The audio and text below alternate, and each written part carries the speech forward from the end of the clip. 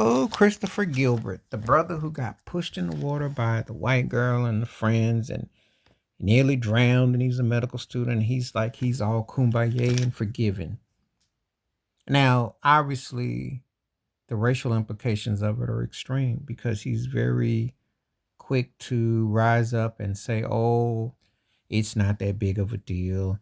It's just playful and all that." I'm sorry. You push me in the water and I'm drowning and you up there think it's funny. Ain't gonna be nothing funny when I, God willing, get back up. I have to hit you with some of that Will Smith two-piece combo. See, sometimes people don't understand the ramifications and the reality. And then when it's life threatening, it's no joke. But this is what has become somehow acceptable. It's a very sad story. And you could take the high road on some things you can't. There was nothing funny about being pushed in a lake when you're nearly drowning and your so called friends just stand by. Now, some people will say, well, white, black, what difference does it make? Well, in Louisiana and the history, and depends on where you are, it can make all the difference in the world. And if people are doing it in a way where it's downplayed, it can seem very significant. Of course, his parents are upset. People come along in a certain time and period. If anything happens, then what? I think it has to be taken pretty serious. You know, you don't push grown people into situations that can have danger.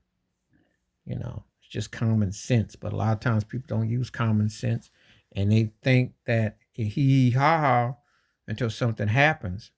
And this young man, he's probably trying to take, because he's trying to go along, get along until it rears its ugly head, which it usually does. It usually does. And especially if you're only blackface amongst us, because there's been stories like this before. And people got to be very cognizant of what happens. It's a pretty sad story, thinking about the cat, but it's like a life threatening situation like this. They should be held accountable. She should be held accountable. She should pay all his medical bills, pay for him to get back into his stability, and there should be accountability. There's no room for that.